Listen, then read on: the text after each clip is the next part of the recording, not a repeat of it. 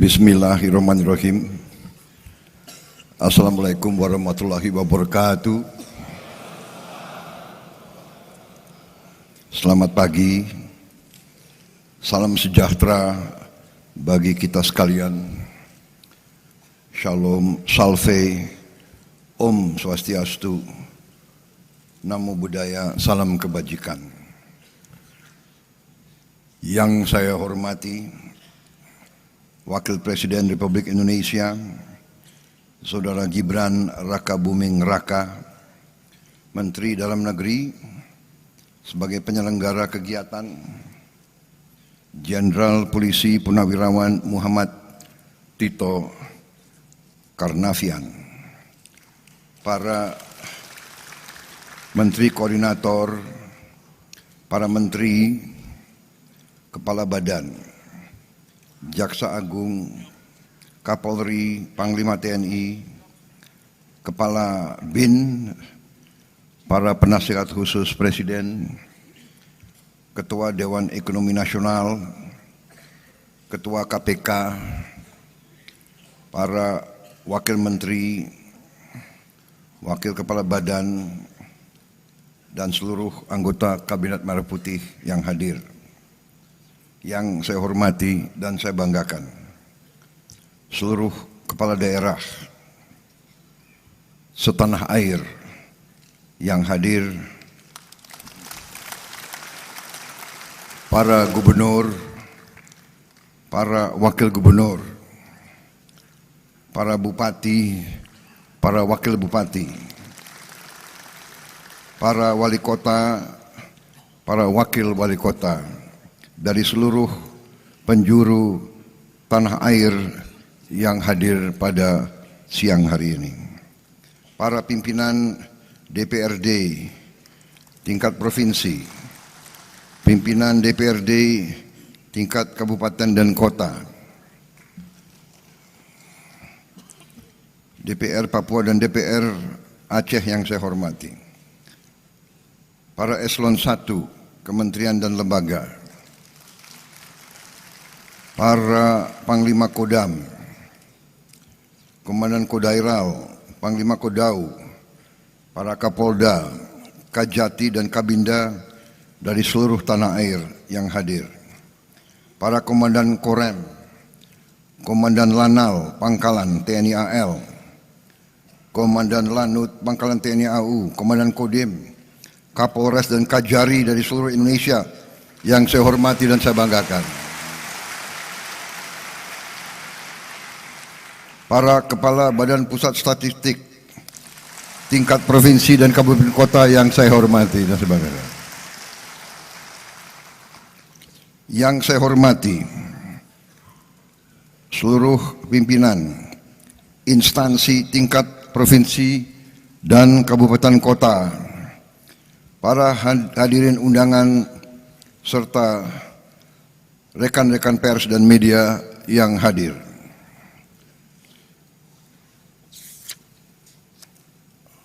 Pertama-tama, sebagai insan yang bertakwa, marilah kita tidak henti-hentinya memanjatkan puji syukur kehadirat Tuhan Maha Besar, Maha Kuasa bagi umat Islam Allah Subhanahu wa Ta'ala yang memiliki sekalian alam. Hanya kepadanya lah kita berdoa dan hanya kepadanya lah kita memohon pertolongan. Kita bersyukur atas segala karunia, atas kesehatan, kedamaian yang masih diberikan kepada kita. Selagi kita terus berdoa agar saudara-saudara kita yang terkena musibah di beberapa daerah seluruh Indonesia diberi pertolongan, diberi kebaikan secepat mungkin. Adalah kehormatan dan kebanggaan bagi saya untuk bisa hadir dalam acara istimewa ini, bertemu dengan saudara-saudara semuanya dari seluruh penjuru tanah air. Dalam kesempatan ini, saya menyampaikan penghargaan yang setinggi-tingginya kepada Menteri Dalam Negeri yang menyelenggarakan acara yang tertib seperti ini.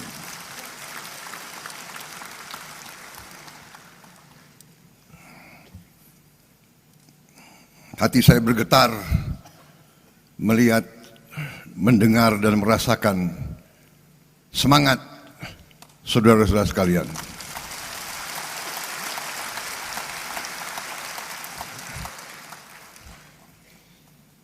Kalau semangat saudara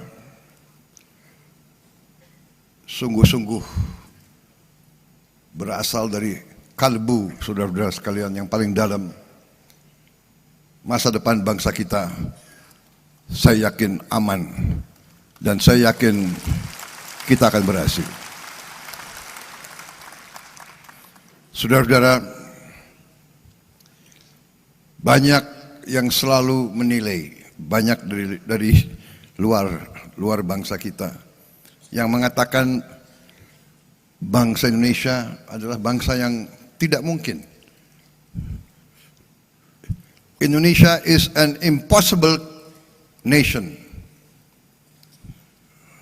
An impossible nation.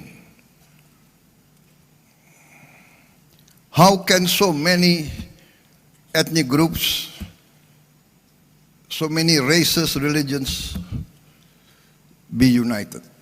Mereka tidak bisa membayangkan bagaimana negara yang sekian banyak suku bangsa, kelompok etnis, sekian ras, sekian agama besar, ratusan bahasa, bisa berkumpul, bisa bersatu, bisa mengejar cita-cita dalam suatu kerangka negara kesatuan. Mereka tidak bisa bayangkan.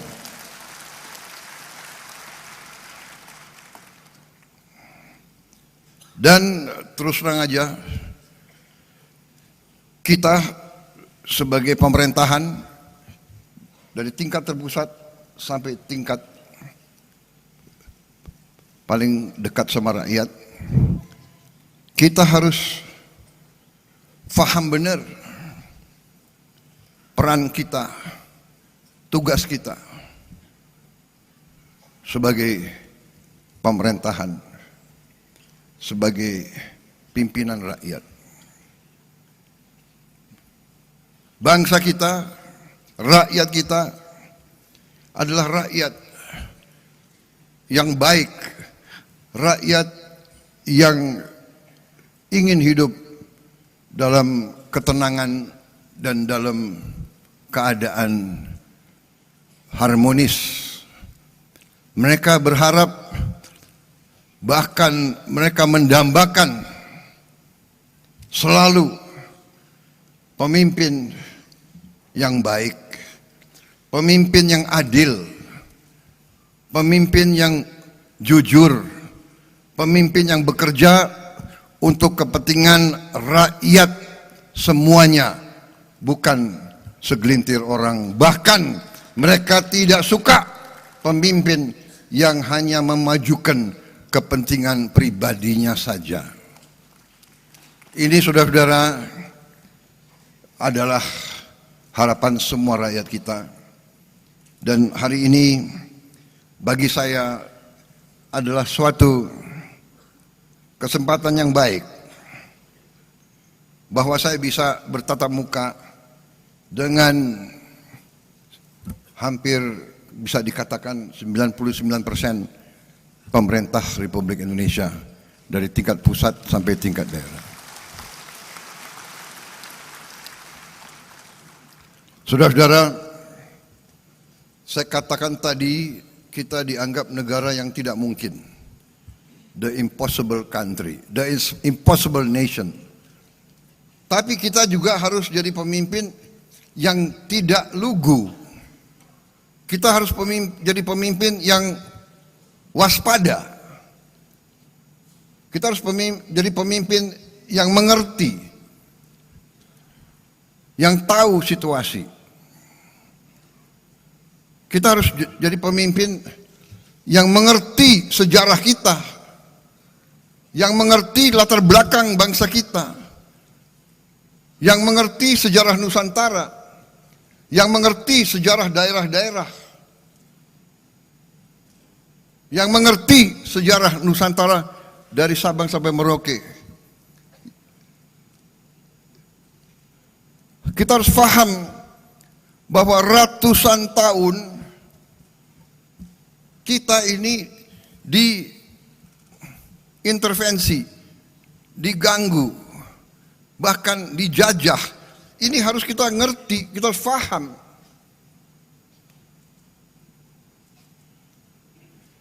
Mereka yang melupakan sejarah akan dihukum oleh sejarah. Mereka yang melupakan sejarah akan terbelit dalam kesalahan-kesalahan yang dilakukan di masa lalu. Kenapa saya mengatakan itu, saudara-saudara? Karena kita mendapat kesempatan hari ini, kita dapat kesempatan untuk melihat bagaimana dunia sebenarnya. Kita melihat sekarang negara-negara besar yang mengajarkan kita untuk demokrasi, untuk hak asasi manusia, untuk the rule of law, untuk menjaga lingkungan hidup. Merekalah yang melanggar apa yang mereka ajarkan.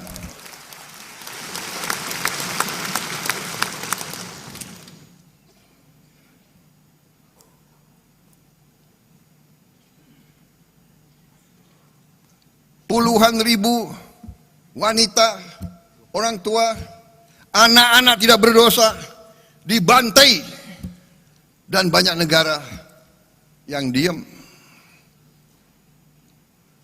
Di mana hak asasi manusia? Di mana demokrasi yang mereka ajarkan? Karena itu, saudara-saudara, kita sebagai pemimpin, kita harus waspada, kita harus mengerti. Saudara-saudara sekalian, perjuangan bangsa yang puncaknya ada dalam proklamasi 17 Agustus 1945 dan dalam penyerahan kedaulatan kepada kita yang kita rebut dengan darah, dengan keringat, dan dengan air mata. Kita rebut melalui perjuangan ratusan tahun di semua daerah. Negara ini yang sekarang, saudara-saudara, yang sekarang ada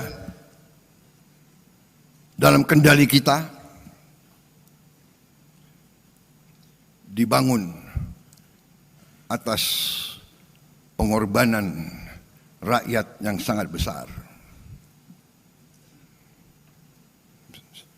Karena itulah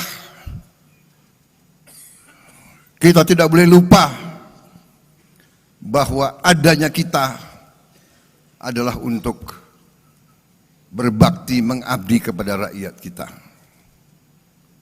Ini hal yang selalu mudah kita ucapkan, tapi harus kita buktikan. Saudara-saudara, karena itu saya ingin dalam taklimat saya menyampaikan beberapa hal. Yang pertama, saudara-saudara, bahwa karena sejarah kita, ya, karena kita pernah dijajah, karena kita pernah mengalami pemerintahan penjajah yang imperialis dan rasialis, bahwa kita, rakyat kita, pribumi kita pernah dianggap lebih rendah dari anjing. Anak-anak muda sekarang tidak merasakan. Saya masih melihat prasasti. Yang saya lihat satu prasasti tahun 76.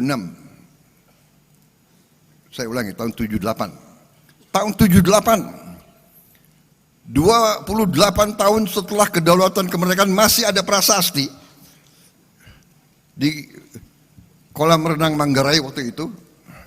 Sayang mungkin dibongkar. Kadang-kadang kita tidak menghormati sejarah kita. Situs-situs bersejarah dibongkar. Ini para kepala daerah harus memikirkan. Saya mau tanya, di mana stasiun RRI yang digunakan oleh Bung Tomo waktu pertempuran 10 November? Apakah masih ada? Di mana situs-situs Majapahit? Saya dengar ada beberapa yang sudah jadi pabrik. Saudara-saudara. Jadi saudara-saudara, dengan masalah itu saya ingin juga mengatakan bahwa kita sampai di sini hari ini melalui perjuangan yang lama dan melalui kepemimpinan presiden-presiden dan pemerintahan-pemerintahan yang terlebih dahulu. Presiden dengan pemerintahan, dengan para gubernur, para bupati yang terdahulu, semuanya telah menyumbang, semuanya telah berkontribusi terhadap kehadiran kita hari ini. Ini saya tidak mengatakan ini sebagai suatu kata-kata indah, ini saya yakini. Karena itu saya selalu mengajak,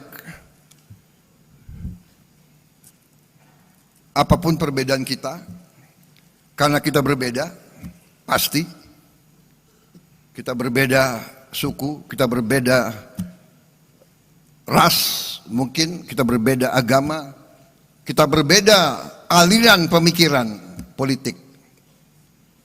Tapi kita adalah satu bagian, satu keluarga besar Indonesia.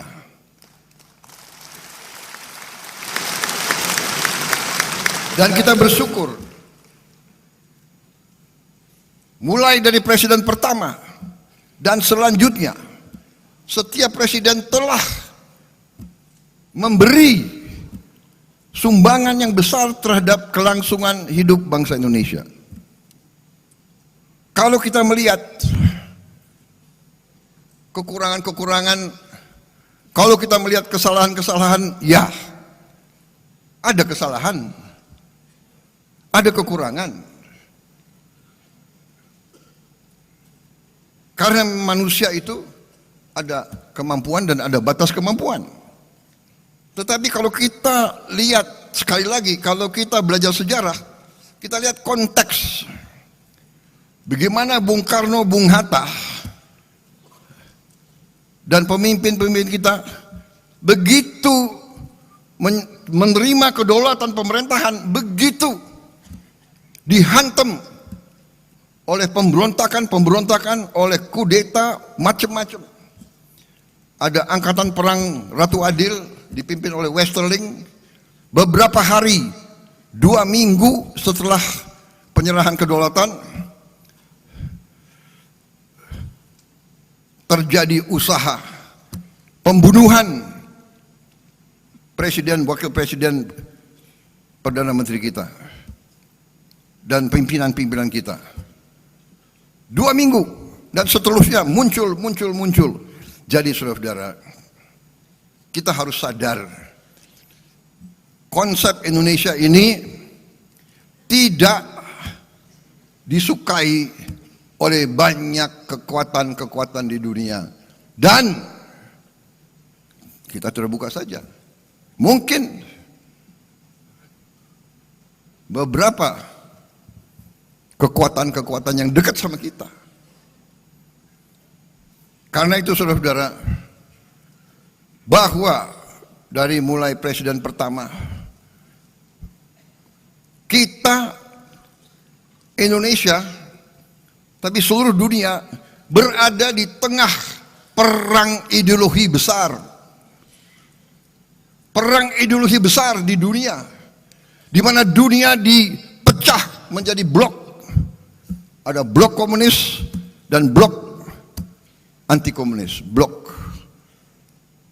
bisa dikatakan blok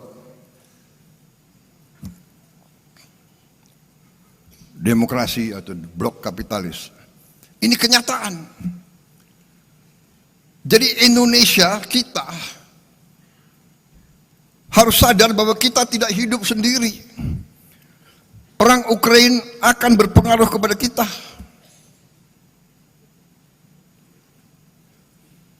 Peristiwa di Gaza berpengaruh kepada kita. Saudara-saudara. Jadi saudara-saudara, ini yang saya ingin sampaikan ke seluruh barisan pemerintahan. Marilah kita waspada. Marilah kita mengerti tantangan-tantangan yang ada di dunia ini. Saudara-saudara, saya baru pulang dari Eropa. Saya ketemu tokoh-tokoh dunia. Saya hadir di Davos. Puluhan kepala negara hadir. Hampir semua merisaukan pecahnya perang dunia ketiga. Kita di sini menghadapi tantangan, ya, perubahan iklim mengakibatkan kita menerima banyak bencana dan sebagainya. Tapi sekarang di tingkat dunia mengkhawatirkan akan terjadi perang dunia ketiga. Saudara-saudara, ada simulasi. Kalau terjadi perang dunia ketiga nuklir, kita yang tidak terlibat saja pasti kena. Kita akan kena partikel-partikel radioaktif. Mungkin ikan-ikan kita nanti akan terkontaminasi semua. Akan terjadi nuclear winter. Karena debunya akan menutup matahari. Dan menutup mataharinya tidak 1 tahun, tidak 2 tahun, tidak 3 tahun. Para ahli mengatakan bisa winternya itu puluhan tahun. Ini yang dibicarakan di dunia. Karena itu saya jalankan sebagai mandataris meneruskan warisan pendiri-pendiri bangsa kita.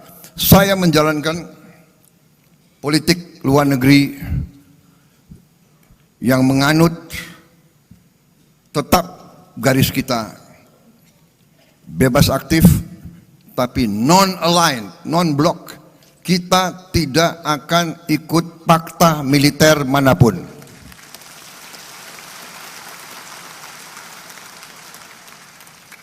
Saya katakan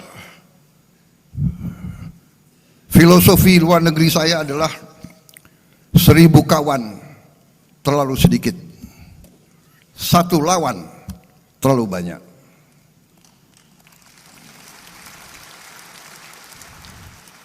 Satu lawan, apalagi 1 musuh. Itu garis kita. Tapi kita mengerti semua Ya, kita mengerti semua.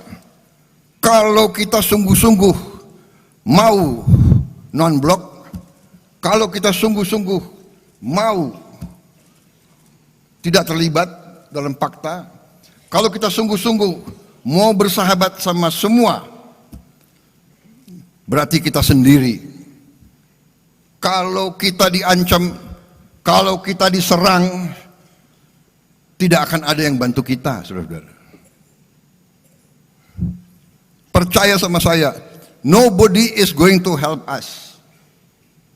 Karena itu dari awal Bung Karno mengatakan kita harus berdiri di atas kaki kita sendiri. Dan Panglima Besar kita yang pertama, Panglima Besar Sudirman mengajarkan kepada kita harus percaya kepada kekuatan kita sendiri. Saudara-saudara, dengan segala hormat kepada para pakar yang pandai dan pintar, yang punya banyak gelar, saya hormati mereka. Tapi dunia ini adalah keadaan nyata, bukan keadaan ideal. Saya selalu mengingatkan, mengajarkan yang berlaku di dunia ini sekarang adalah yang kuat akan berbuat apa yang mereka kehendaki. Yang lemah akan menderita. Itu yang kita lihat hari ini. Kita lihat di mana-mana. Jadi saudara-saudara, tugas saya sebagai presiden, sebagai pemegang kepercayaan rakyat yang disumpah, saya harus menjaga bangsa ini. Saya harus menjaga rakyat ini.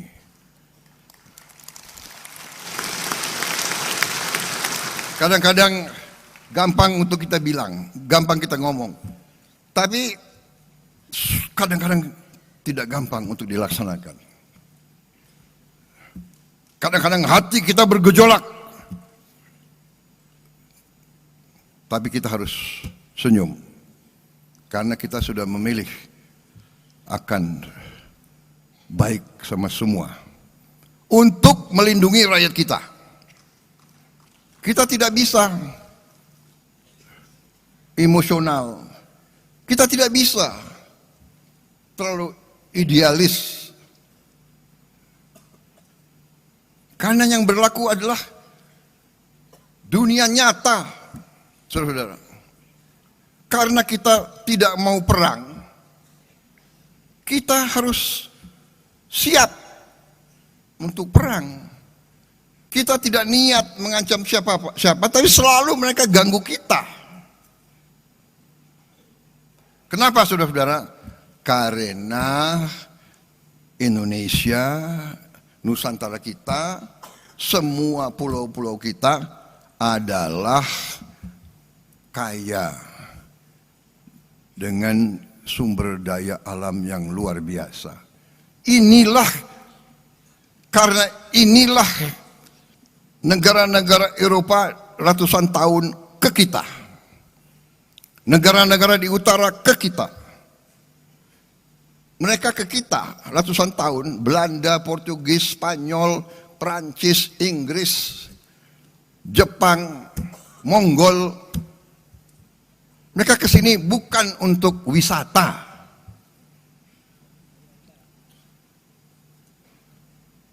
Mereka pertama datang mau dagang. Karena bangsa kita baik, kita nih genetika kita nih baik, ya kan? Kita suka dengan tamu. Benar? Suka dengan tamu. Semua suku kalau kedatangan tamu diterima dengan baik. Walaupun rakyat kita miskin, tamu datang diterima dengan baik. Kalau hanya bisa kasih nasi pakai garam, itu dikasih. Presiden Singapura yang sekarang pernah cerita sama saya, waktu dia masa muda, dia sama istrinya keliling di Sumatera, di Sulawesi Selatan. Karena waktu masih muda, mereka apa itu? Backpacker ya, backpacking. Jadi naik bus, numpang. Satu saat di tengah sawah hujan badai, mereka kesasar. Tahu-tahu ketemu anak kecil membawa mereka ke rumah orang tuanya. Mungkin di Sulawesi Selatan, saya tidak tahu namanya apa, dukuh, ya, hanya kelompok 4-5 rumah. Diajak ke dalam, ketemu orang tuanya, ternyata ini Presiden Singapura cerita sama saya. Dia begini, saya tidak bisa lupa rakyatmu. Kami diajak duduk, mereka sangat-sangat miskin. Kami lihat dia hanya makan nasi sama lauknya pisang. Bapak ibu, 2 anak, 2 tamu. Satu apa itu? Satu tampang beras, nasi dengan pisang. Itu dibagi ke tamu dulu. Ini sifat bangsa kita. Saya mengalami sebagai perwira muda, prajurit muda, rakyat kita di mana-mana keluar memberi sesuatu yang bagi mereka sangat susah. Ini cerita Presiden Singapura 30 tahun yang lalu. Sekarang rakyat kita masih banyak yang hanya makan nasi, mungkin dengan daun singkong, mungkin hanya dengan garam. Saudara-saudara sekalian, karena itu kita hormati semua pendahulu, tapi kita harus faham bahwa kita masih menghadapi kesulitan. Kita masih menghadapi tantangan. Kita masih menghadapi kekurangan. Kita tahu bahwa rakyat kita masih banyak yang mengalami kesulitan hidup. Sekarang para ahli ekonomi, ya, ada istilah desil 1, desil 2, desil 3, desil 4 dan sebagainya. Dan kita ini kadang-kadang takut bicara apa adanya. Nggak mau kita mengakui. Kita nggak mau bilang miskin, nggak enak. Prasejahtera.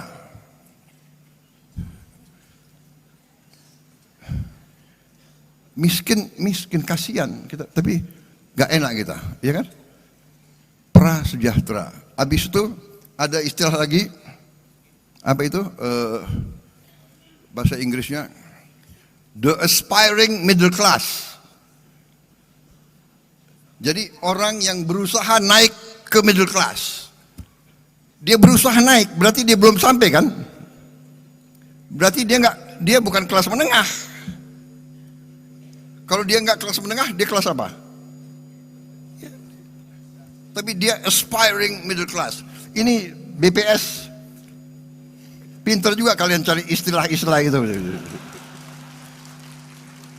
Tapi saya mengerti, saudara tidak mau turunkan moral bangsa Indonesia. Habis itu the aspiring middle class. Habis itu ada yang rentan miskin. Gimana rentan miskin? Gimana? Iya kan? Rentan miskin. Habis itu miskin, baru sangat miskin.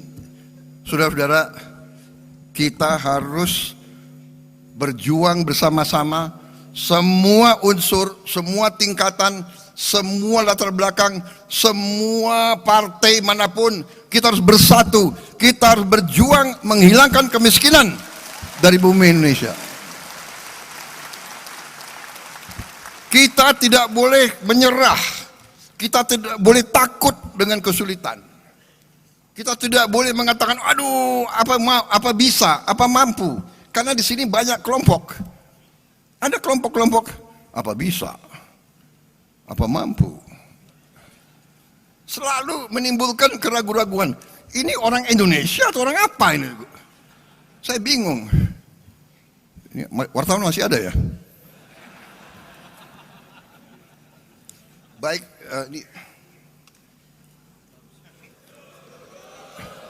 enggak, ini baru pembukaan.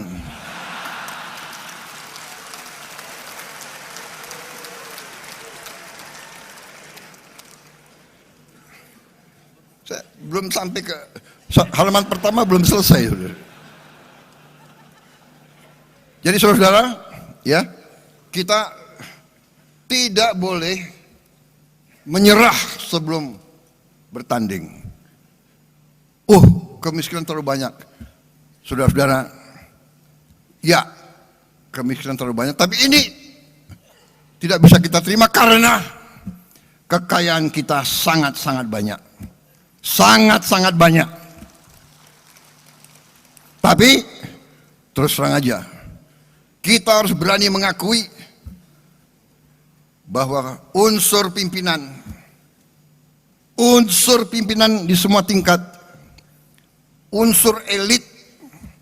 Apa arti elit? Elit itu ya pemimpin, elit ya di atas. Ada elit akademis, para profesor, elit politik, para pemimpin politik, elit tentara polisi, para pimpinan tentara polisi, elit yudikatif, elit ya pemimpin. Kita harus akui bahwa elit Indonesia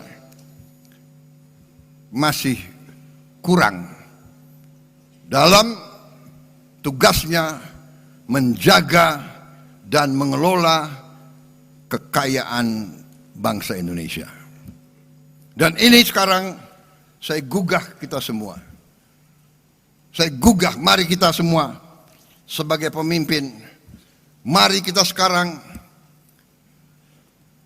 membulatkan tekad kita, membenahi diri kita dan unsur kita dan lingkungan kita dan lingkaran kita. Mari kita bertekad untuk menyelamatkan, menjaga dan mengelola kekayaan alam kita untuk sebesar-besarnya kepentingan rakyat kita. Saya menggugah, saya mengajak, mari saudara-saudara, kita bersatu. Tidak ada urusan saudara berasal dari partai mana. Jangan kita terlibat dalam dalam sekat-sekat yang timbul karena sejarah. Kita belajar dari sejarah. Segala pertikaian, segala permusuhan, segala kesalahan, mari kita tanam dalam-dalam. Kita bisa bicara, kita bisa ribut terus. Kita bisa ribut terus. 200 tahun yang lalu, kakek dari kakekmu, atau apa itu, buyut dari buyutmu, waktu itu mencuri sapi saya, sapi buyut saya. Mau diteruskan permusuhan itu. Perang 200-300 tahun mau kita teruskan. Saudara-saudara, tidak ada gunanya. Tidak ada gunanya karena dunia ini berkembang sangat cepat. Dunia ini berkembang sangat-sangat cepat. Saudara-saudara, nanti tahap kedua dari taklimat saya yang khusus intern, teman-teman wartawan kita persilakan makan siang di luar. Saya akan jelaskan cerita-cerita menarik. Intinya saudara-saudara sekarang, intinya saya dipilih sekarang, saya akan bekerja untuk seluruh rakyat Indonesia. Saya tidak akan tanya, ini gubernurnya partai mana ya? Dulu milih calon nomor 1, nomor 2 atau nomor 3. Saya nggak akan tanya. Buktinya, saya kalah di Sumatera Barat, benar? Tapi tetap MBG sampai ke Sumatera Barat. Tetap Koperasi Merah Putih. Tetap kita bangun, kita rehabilitasi Sumatera Barat. Saya juga kalah di Aceh kan? Tapi tetap kita bangun Aceh habis-habisan. Nggak ada. Tidak boleh ada permusuhan, tidak boleh ada sakit hati. Kalah menang biasa, karena kita mengabdi untuk bangsa dan rakyat Indonesia.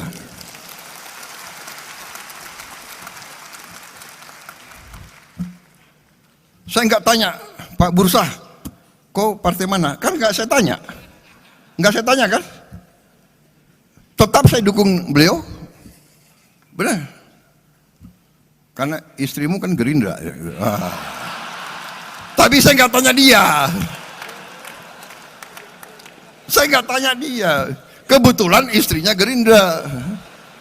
Nggak ada urusan saya. Kalau Gerindra brengsek, Gerindra pun saya tangkap. Saudara-saudara. Ya? Jangan macam-macam. Nggak ada itu. Kita semua bergerak. Jadi persaingan, pertandingan ya pertandingan. Kalau ada pemilihan harus ada pemilihan. 2 calon, 3 calon, 5 calon, nggak apa-apa, bagus. Tapi begitu selesai, sudahlah kerja. Nah ini yang ini yang saya tawarkan. Ayo bekerja untuk rakyat. Pak Pram dari PDIP. Tapi tetap saya akan dukung sebagai gubernur DKI. Karena tugas saya, kewajiban saya adalah seluruh rakyat Indonesia, termasuk rakyat DKI. Walaupun gubernurnya partai lain, saya akan dukung beliau supaya DKI aman dan selamat. Kan begitu. Nanti 2029 ya terserah. Iya kan, gak apa-apa. Gak apa-apa, bener. Jadi saudara-saudara, saya sedikit jelaskan ya, yang saya lakukan sekarang, yang saya tawarkan kemarin waktu saya dipilih sebelumnya adalah saya ingin dan saya punya dan saya menyebarluaskan sesuatu yang saya pelajari sekian puluh tahun, sehingga saya membuat dan saya pelajari dalam negeri dan luar negeri. Saya keliling, kawan-kawan saya banyak. Saya keliling. Tiap kali saya suatu negara, walaupun saya nggak berkuasa dulu, saya datang ke Pak Mahathir. Waktu dia lagi kuat-kuatnya, Pak Mahathir, bagaimana Bapak menghadapi korupsi?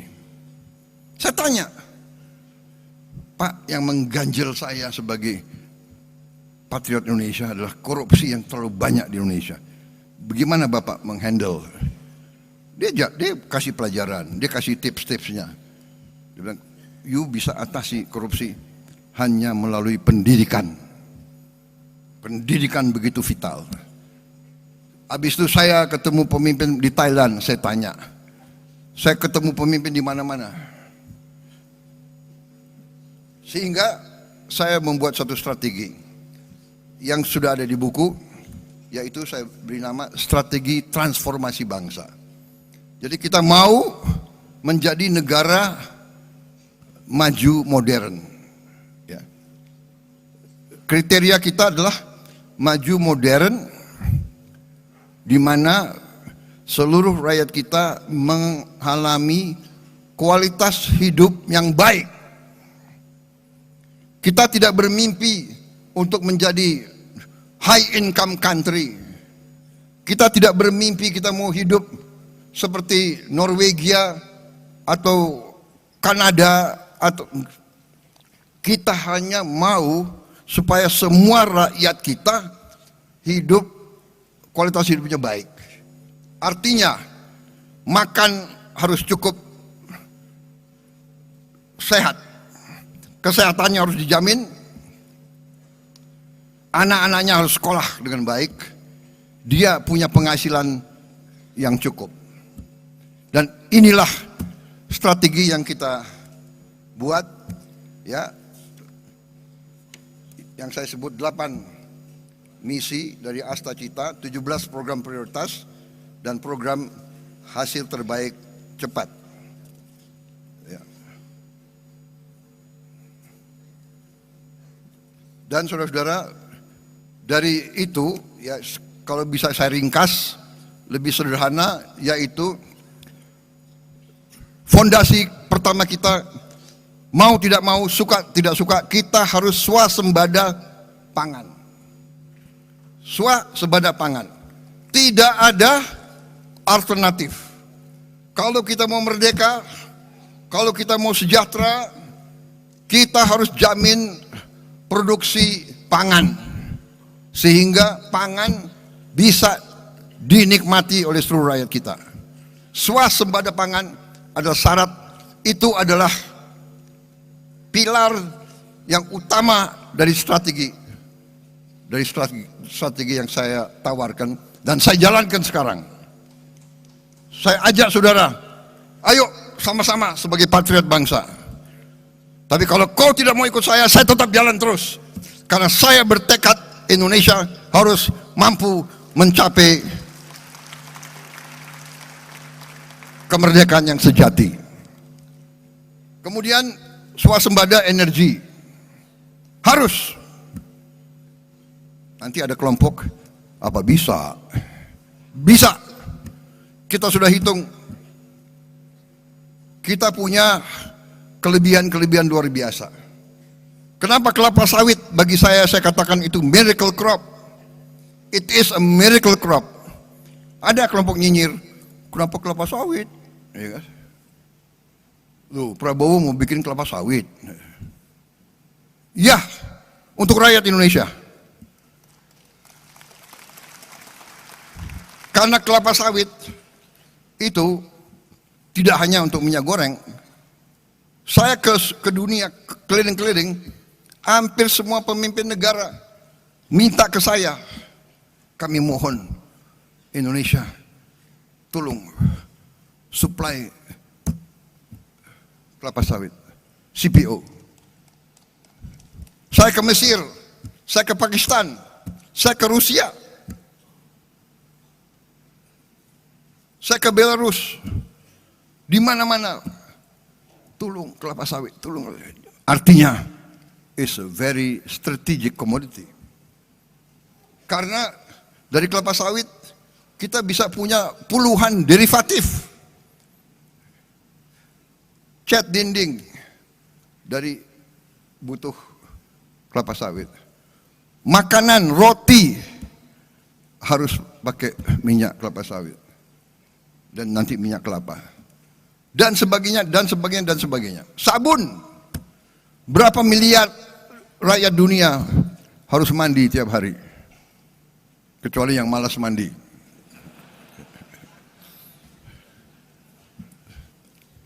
Kadang-kadang pasukan komando mandinya sekali 2 minggu gitu. Kalau di hutan nggak boleh mandi. Saudara-saudara,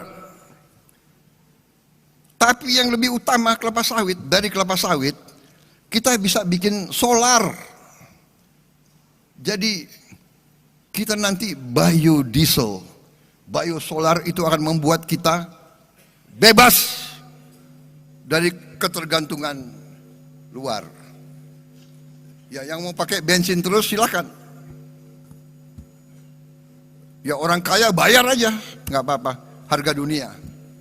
Tapi rakyat kita bisa hidup dengan solar. Pesawat terbang, aftur, kita nanti produsen aftur bisa yang terbesar di dunia. Aftur. Bahkan saudara-saudara, limbahnya kelapa sawit, jelantah itu bahan untuk aftur. Sehingga, maaf, bangsa-bangsa lain, saya tutup, saya larang ekspor limbah kelapa sawit, ekspor jelantah. Harus untuk kepentingan rakyat Indonesia dulu, baru. Saudara-saudara, swasembada energi, swasembada pangan, baru kita harus merubah aliran uang yang dari desa ke kota, ke ibu kota dan ke luar negeri. Kita harus hentikan, membalikan, antara lain dengan makan bergizi gratis. Anak-anak kita harus makan cukup. Dan alhamdulillah hari ini, tadi malam saya cek Kepala BGN, kita sudah mencapai 60 juta penerima manfaat. 60 juta dalam 1 tahun. 1 tahun 4 bulan, 5 bulan. 60 juta. Tidak ada yang menduga kita mampu. Tidak ada yang menduga. Banyak bahkan orang-orang hebat meramalkan pasti gagal. Ya. Sekian ribu keracunan. Kita makan di restoran paling mahal aja di Jakarta ada yang keracunan. Kalau kita jumlahkan berapa ribu yang keracunan dibandingkan berapa miliar makanan yang sudah kita bagi, statistiknya adalah 0,008 atau 7. Artinya apa? Artinya 99,99 usaha MBG harus dinyatakan berhasil.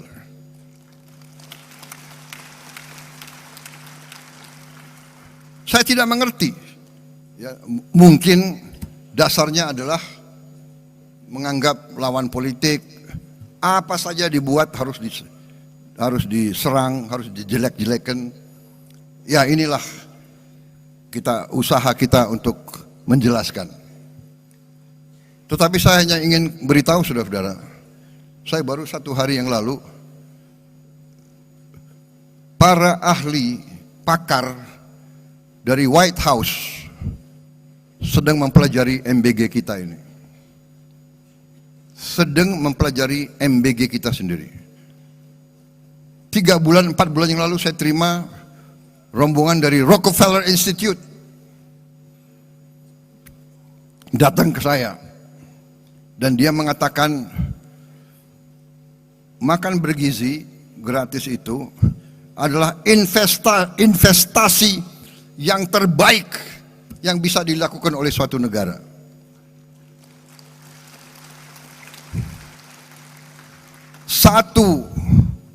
Satu dolar atau 1 rupiah yang kita keluarkan untuk makan bergizi akan menimbulkan lipat ganda minimal 5 kali dan dalam jangka panjang akan menjadi 35 kali investasinya itu. Saudara-saudara, ada kecenderungan para orang pintar kita lebih percaya orang asing daripada bangsanya sendiri. Jadi ya, cek aja ke Rockefeller Institute, karena mereka nggak akan percaya dengan orang-orang ini. Saya nggak ngerti mereka itu pemikirannya kayak apa, tapi tetap harus kita ajak bicara. Saudara-saudara, saya nanti, saudara mungkin 2-3 minggu lagi, ya kalau saya bicara di sini saya harus bertanggung jawab. Ini media, ini cover saya, banyak lagi nunggu. Kalau bisa, wah ini blunder apa lagi Prabowo akan bicara gitu. Iya kan? Sorry ya.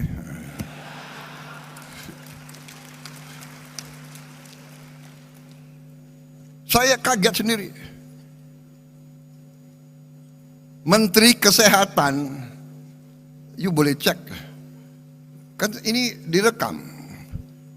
Secretary of Health dari Amerika Serikat, saya dapat berita, ingin jumpa dengan saya, ingin bertanya tentang MBG. Saudara-saudara. Dan MBG kita ini sudah sampai 60 juta hari ini. Kita akan mencapai 82 juta paling lambat Desember 2026. Paling lambat. Dengan kondisi sekarang saja, hari ini MBG telah ada dapur ya, SPPG yang sudah operasional 22.275 dapur operasional. Dalam proses penilaian dan pengajuan 13.829. Dengan 22.000 saja sekarang kita sudah menciptakan lapangan kerja 1 juta. 22.000 kali 50 orang yang digaji tiap hari. Sudah kita ciptakan lapangan kerja 1 juta. Dan 22.000 dapur itu membutuhkan pemasok tomat, wortel, sayur, telur, ikan, ayam, daging, dan sebagainya. Di tiap desa, tiap dapur menimbulkan pemasok bisa sampai 10, bisa sampai 20 orang. Itu nanti di ujungnya kalau kita sampai 82 juta, kita akan menciptakan 3 sampai 5 juta lapangan kerja. Saudara-saudara, kita semua faham rakyat kita butuh pekerjaan. Tapi kalau kita teriak, kita mencela, menghardik, ya, nggak akan tercipta. Saya buktikan kepada saudara-saudara, Prabowo Subianto sebagai Presiden Republik Indonesia, saya telah menghasilkan sekarang 1 juta lapangan kerja hanya dari MBG. Dan ada tuduhan untuk menjelekkan kita sebagai bangsa. Jadi begini ya, kalau saudara tidak suka dengan 2-3 orang, jangan merusak seluruh bangsa. Kalau tidak suka sama Prabowo, silakan 2029 bertarung, ya kan?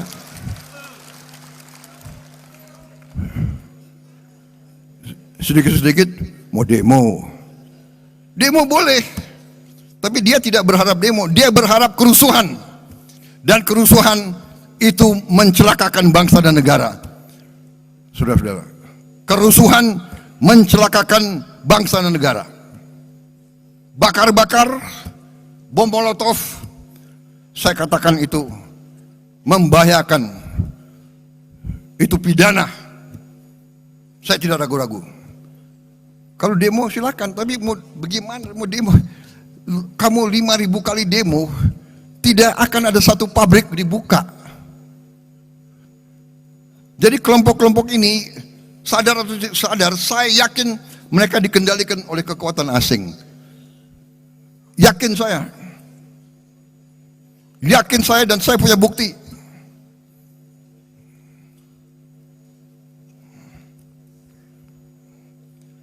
Dan saya menghimbau mereka, hai warga negara Indonesia, apakah kau tidak kasihan sama rakyatmu?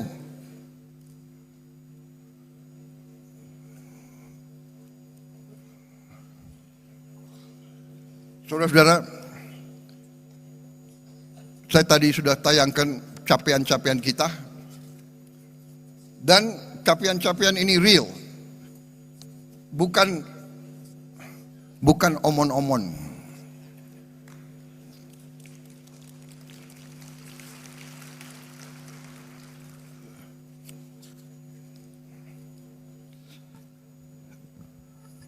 Kita telah bentuk dana Sovereign Wealth Fund. Saya telah menghimpun semua kekuatan milik negara dalam satu manajemen, satu pengelolaan yang nilainya adalah 1 triliun US dollar. Terus lengkapnya adalah 1040 miliar dolar aset under management. Saudara-saudara, tadinya terpecah-pecah dalam 1040 perusahaan. Bayangkan nggak? Siapa yang bisa manage 1000 perusahaan? Ini akal-akalan. Saya katakan, pimpinan-pimpinan BUMN yang dulu harus bertanggung jawab. Jangan enak-enak kau, siap-siap kau dipanggil kejaksaan.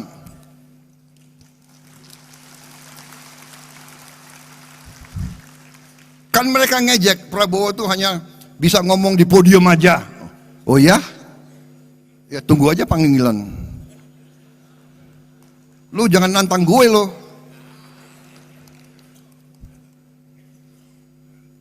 Saya hanya takut sama rakyat Indonesia dan Tuhan Maha Besar. Saya hanya takut itu. Dan kita semuanya harusnya itu. Saudara-saudara, sudahlah. Kita ini semuanya sebentar lagi dipanggil. Benar. Dan kalau dipanggil tidak sesuai nomor urut. Tidak sesuai senioritas. Sorry ya, belum tentu aku duluan dipanggil. Bisa yang muda-muda di sana tuh, iya kan? Jadi lebih baik berbuat kebaikan, lebih baik membela rakyat, lebih mulia, saudara-saudara. Pasti nggak benar, saudara-saudara. Saya paling kasihan kalau saya lihat ada tokoh atau kawan atau siapa yang diborgel, ya kan? Pakai baju apa itu? Baju oranye ya, oranye kan? Pakai baju oranye ya kan? Kasihan anak istrinya. Sekarang ini sudahlah, saudara-saudara, ya. Macam-macam ada, digital ada apa, susah sudah. Saudara-saudara, kita tadi saya sudah katakan kita sudah mencapai 60 juta penerima manfaat tiap hari. Ibu hamil kita antar makanan. Coba tanya di dunia ini. Saudara-saudara kita nih sekarang jadi role model.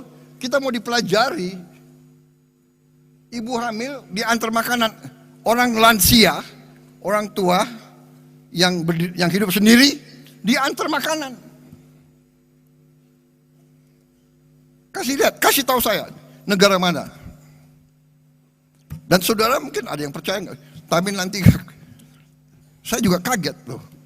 Kok White House mempelajari makan bergizi kita ini? Saudara-saudara, kita sudah mencapai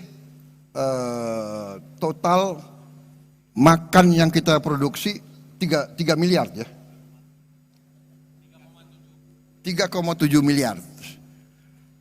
Kalau nanti 82 juta penerima manfaat, kita akan mencapai secara matematik minimal 17 miliar makan yang kita produksi. Saudara-saudara, 70 juta rakyat kita sudah dicek kesehatan gratis. Pertama kali dalam sejarah. Dan yang kita ketemukan hasilnya ya lumayan menantang. Nanti beberapa bulan lagi akan kita wujudkan minimal 28.000 koperasi di tiap desa. Dan koperasi itu koperasi yang operasional, punya gudang, punya cold storage, dan akan punya 2 truk masing-masing koperasi. Tidak akan ada panen yang tidak terjual. Dulu menunggu siapa yang mau ambil, tengkulaklah, perantaralah. Sekarang tidak, koperasi bisa ngirim sendiri hasil panennya. Kalau belum bisa dijual, dia simpen dalam gudang, dia punya gudang sendiri. Dan kita akan bikin desa-desa nelayan dan proyek-proyek perikanan, sehingga rakyat kita akan dapat ikan seger, protein yang harganya mungkin setengah dari daging. Tiap keluarga Indonesia harus makan lauk protein tiap hari. Itu cita-cita pemerintah Republik Indonesia. Itu cita-cita saya. Dan saudara bisa lihat hasil-hasil kita yang lain. 282.180 sekolah telah menerima interaktif flat panel. Tahun ini sudah selesai. Hampir semua sekolah, termasuk yang terluar dan yang terpencil, yang tertinggal, sudah menerima. Di pulau-pulau terpencil, di gunung-gunung tertinggi, mereka sudah punya panel interaktif. Kemarin di Aceh dan di beberapa bagian ada yang rusak karena banjir, kita akan ganti segera. Tahun ini kita akan lengkapi, kita harap ini cukup untuk 1 kelas tiap sekolah.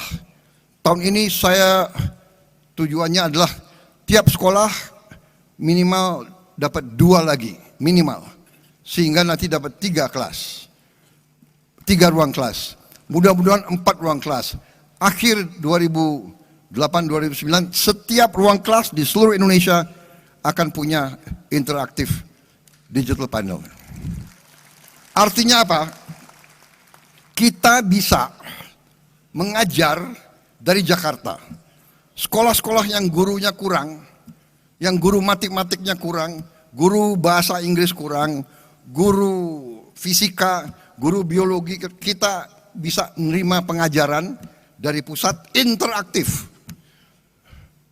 Saya sebetulnya nanti ujungnya saya bisa lihat ruang kelas gurunya ada atau tidak.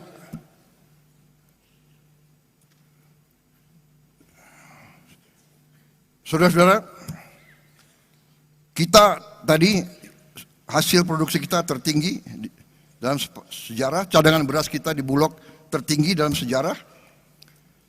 Hasil investasi kita, lapangan kerja baru sudah terbentuk 2,7 juta. Kita juga sekarang buat inovasi yang jarang dilakukan di dunia. Anak-anak dari kelompok yang paling tidak mampu, kita sekolahkan dalam sekolah berasrama. Kita keluarkan dari lingkaran kemiskinan, kita beri pendidikan yang terbaik. Anak-anak yang tidak mungkin sekolah, kita sekolah, dan kita akan terus. Tidak boleh ada anak di jalanan yang tidak sekolah. Kita akan ambil semua. Saudara-saudara sekalian,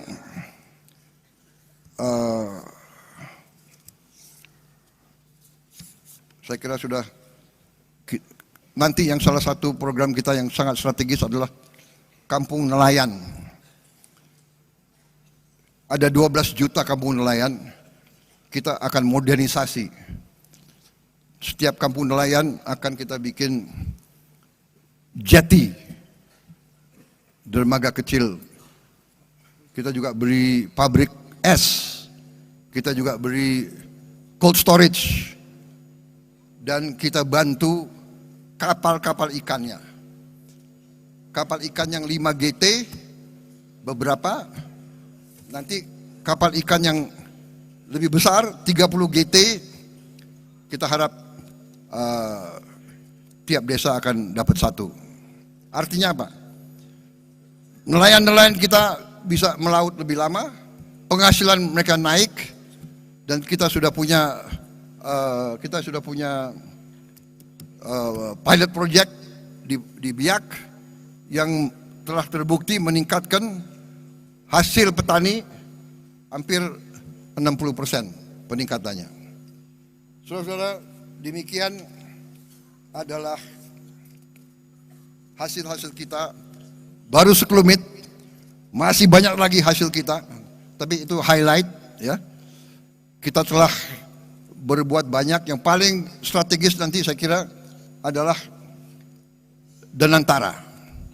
Sekarang kita tidak ke luar negeri minta-minta investasi. Kita mengajak. Dan kita punya kemampuan sekarang. Jadi tadi saya sampaikan pokok-pokok yang harus kita mulai, kita laksanakan adalah hilirisasi. Hilirisasi tahun ini ada 18 proyek hilirisasi prioritas 2026. Industri smelter aluminium, industri stainless steel slab, industri oleoresin, industri ikan filet tilapia, modul surya terintegrasi, industri gasifikasi batubara, industri copper rod, wire and tube, industri oleo food, kelapa sawit, industri karaginan, rumput laut, industri bioaftur dari jelantah, industri aspal, industri besi baja, industri nata de coco, MCT dan tepung kelapa. Dari kelapa kita akan bangun kilang minyak. Masa minyak kita kirim keluar ke kilang minyak, habis itu kita import lagi, ya kan? Industri mangan sulfat, industri chemical grade alumina, industri klor alkali plant, oil storage tanks. 18 proyek ini akan ciptakan 276.000 lapangan kerja berkualitas dengan investasi rupiah 618 triliun. Ini tahun ini akan kita mulai. Tapi sebelum itu saya ingin sampaikan kepada para kepala daerah bahwa masalah bangsa ini sekarang adalah juga yang sangat krusial adalah masalah sampah.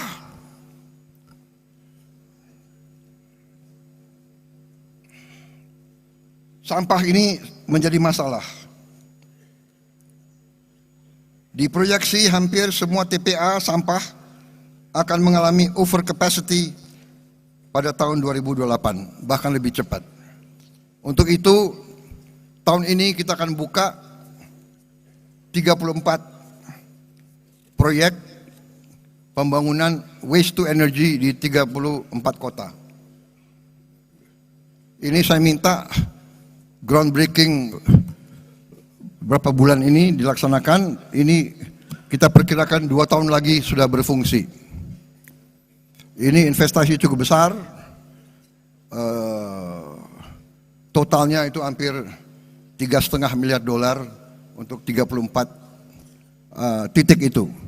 Tetapi setelah saya lihat di beberapa kabupaten, saya yakin bahwa kota-kota kabupaten sudah juga mulai harus ada. Dan ini sudah ada inisiatif beberapa bupati, improvisasi, ini sedang kita pelajari, mungkin bisa saling menukar pengalaman.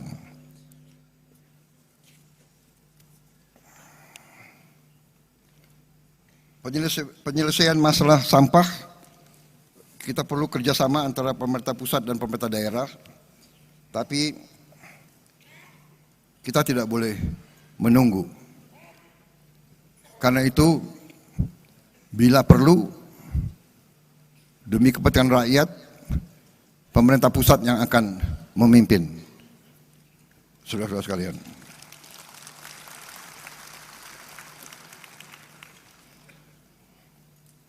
Saudara-saudara sekalian, saya ingin sekarang membahas masalah juga yang penting. Salah satu masalah tadi kita lihat sampah di mana-mana, ya. Ini harus kita selesaikan.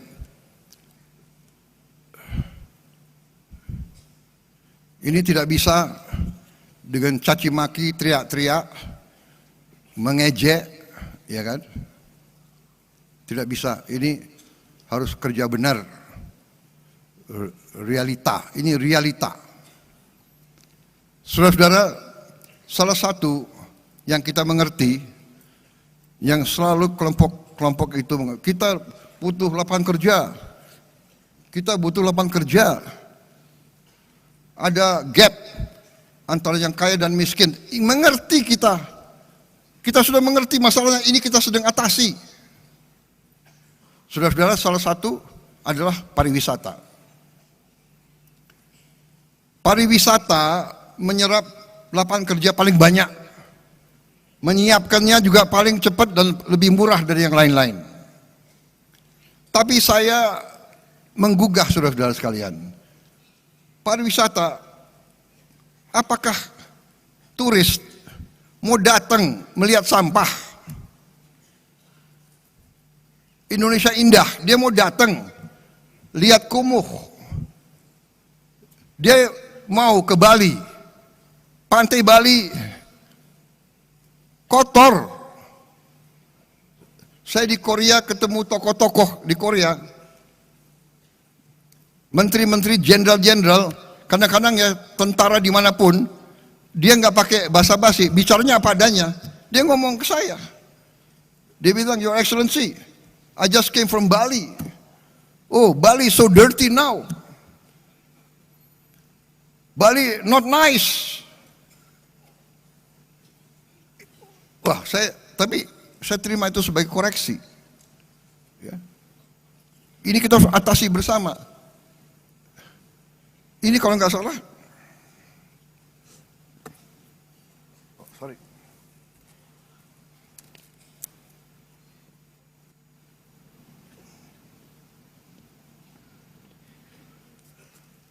Sebetulnya saya sudah memenuhi syarat sebagai lansia. Jadi pakai kacamata nggak apa-apa ya. Nah, ini maaf ya, gubernur bupati dari Bali ini real loh. Bali bulan Desember 2025. Ini pantai Bali. Bagaimana turis mau datang ke situ lihat sampah?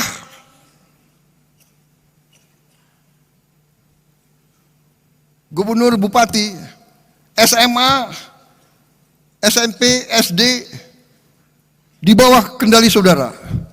Apa susahnya sih? Entah hari Sabtu, hari Jumat, semua anak sekolah kumpul di pantai ini. Ini pantai kita.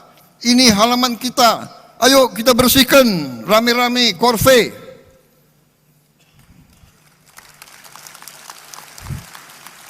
Apa salahnya kalau bupati dan gubernur tidak bisa saya perintah?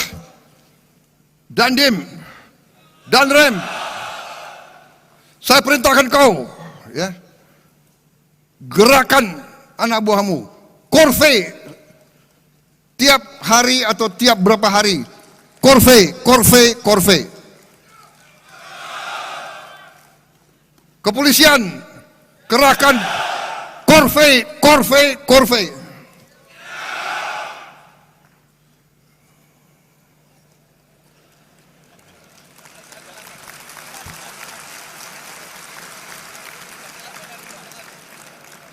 Dan antara semua BUMN, ribuan anak buahnya korve.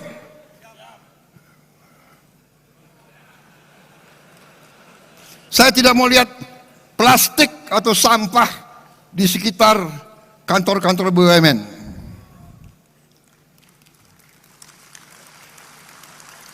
Semua menteri KL sebelum masuk kantor minimal setengah jam bersihkan lingkunganmu. Benar ya? Jangan siap-siap tidak.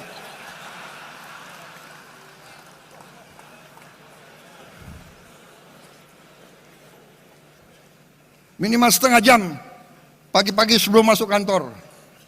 Kalau perlu menteri yang mimpin. KL semua itu. Semua kantor. Ya. Kita ini sekarang harus menyatakan perang terhadap sampah.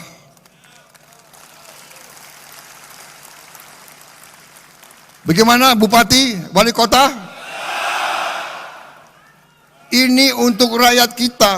Sampah itu bencana, sampah itu penyakit. Kita akan berbuat, kita akan dukung, saudara-saudara. Ya.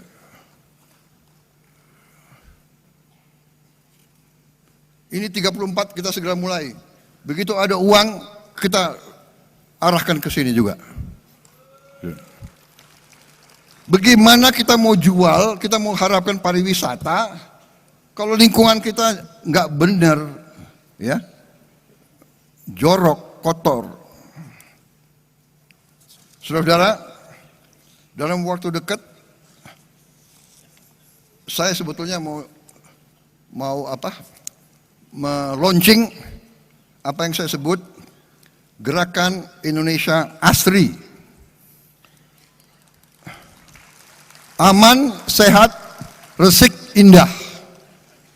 Resik saya tanya artinya apa? Artinya bersih, tertib, dan sebagainya. Ini hanya suatu katakanlah nama, tapi wujudnya tadi, ya. Semua instansi pemerintahan harus memimpin korve. Anak sekolah gak apa-apa, pagi-pagi 10 menit, 15 menit, setengah jam. Kalau ratusan ribuan itu cepat itu.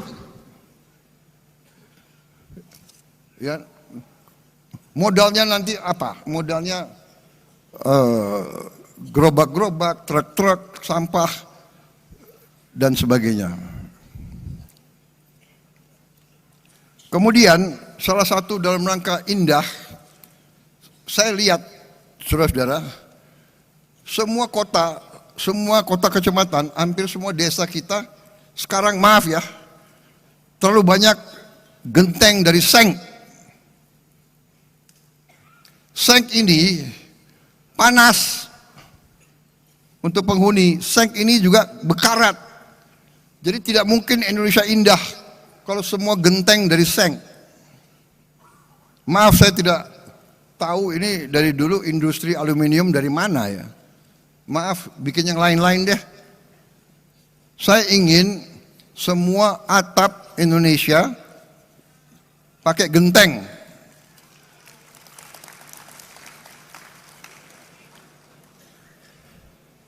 Ya,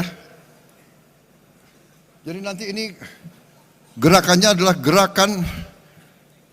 proyeknya adalah proyek gentengisasi seluruh Indonesia. Alat-alat genteng itu, alat pabrik genteng itu tidak mahal. Jadi nanti koperasi merah putih akan kita lengkapi dengan pabrik genteng. Genteng itu bahan bakunya dari tanah dan dengan dicampur dengan beberapa zat limbah lainnya bisa ringan dan kuat. Saya dapat laporan dari profesor-profesor kita bahwa limbah dari batu bara, ya, ash itu dari batu bara, ya, itu dicampur dengan tanah, bahan genteng yang baik. Jadi saudara-saudara, kita akan bantu saudara Ya, nah itu sebelum gentengisasi, sesudah gentengisasi.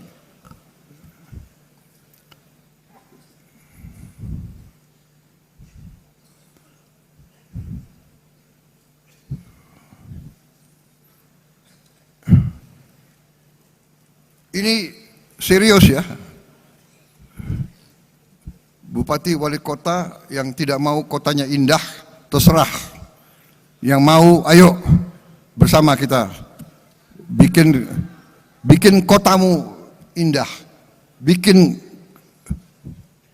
kecamatanmu indah, bikin desamu indah. Bagaimana? Saudara-saudara, mungkin hal ini nggak ada di buku. Tapi kalau kita ingat, nenek kita, kakek kita, atasnya itu dulu pakai rumbia, atau pakai ijuk, atau pakai sirap. Benar kan? Atau pakai bahan-bahan dari alam. Jadi sejuk.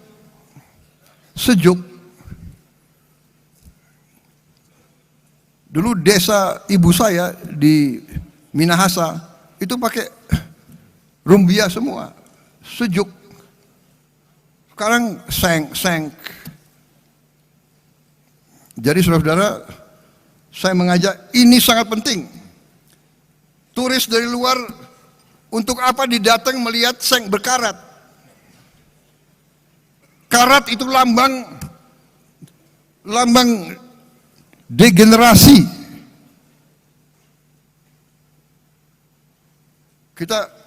Saya berharap dalam 2-3 tahun Indonesia tidak akan kelihatan karat. Karat adalah lambang degenerasi, bukan lambang kebangkitan.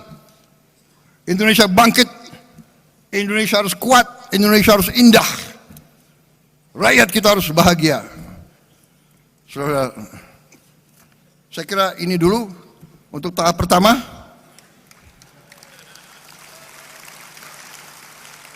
Waktu mungkin untuk Isoma, ya. Nanti kembali saya kasih beberapa pengarahan yang mungkin khusus untuk para pemerintah saja. Terima kasih. Untuk sementara saya break dulu. Saya sudah bicara tadi berapa lamanya? 2 jam ya? Ya, tahap yang kedua ini tidak akan 2 jam. Mudah-mudahan. Saya berusaha 1 jam lagi ya. Tapi sekarang kita break, Isoma. Kita bisa istirahat sebentar, nanti kita kembali lagi. Mendagri yang atur ya. Mendagri kemana nih?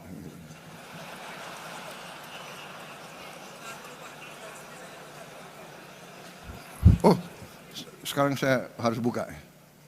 Saya buka. Oh ya, ini ada. Pakai apa? Oh.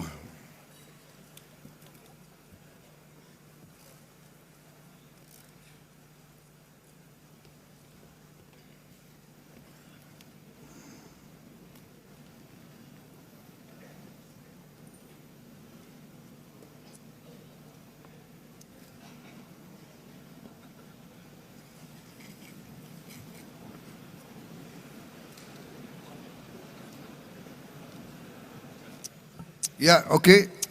Sebentar lagi saya akan resmi buka.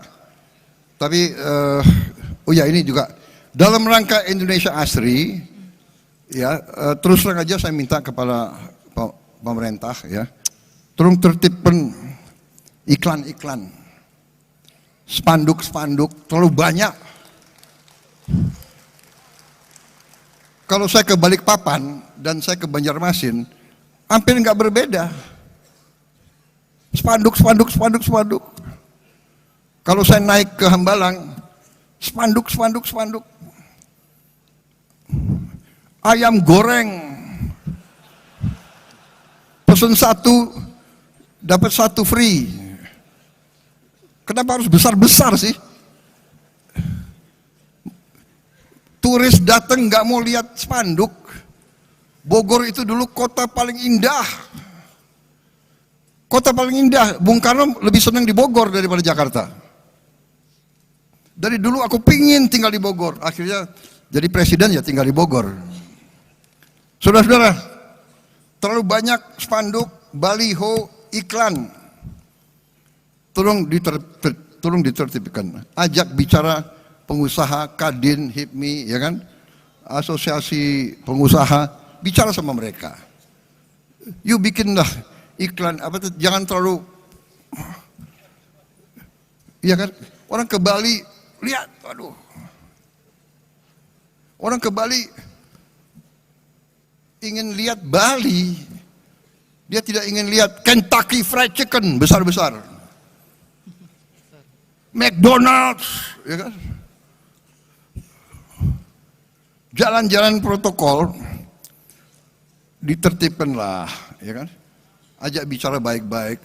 Kalau kau mau buka bengkel apa, bukalah bengkel tapi depannya ya sopan gitu ya.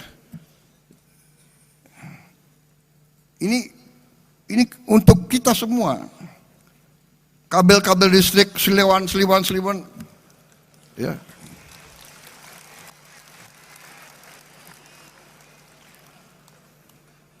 Baik, ini saya dapat apa? Pointers dari staff Seskap. Mohon izin Pak, wartawan masih di lokasi.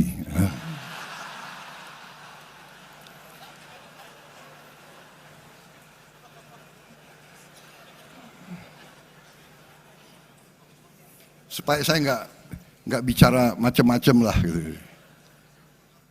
Kalau bicara Indonesia harus asri, boleh kan? Baik, terima kasih. Kita break dengan mengucap Bismillahirrahmanirrahim. Pada pagi hari ini, Senin 2 Februari 2026, saya Prabowo Subianto, Presiden Republik Indonesia, dengan ini secara resmi saya nyatakan Rapat Koordinasi Nasional Pemerintah Pusat dan Daerah tahun 2026 secara resmi dibuka.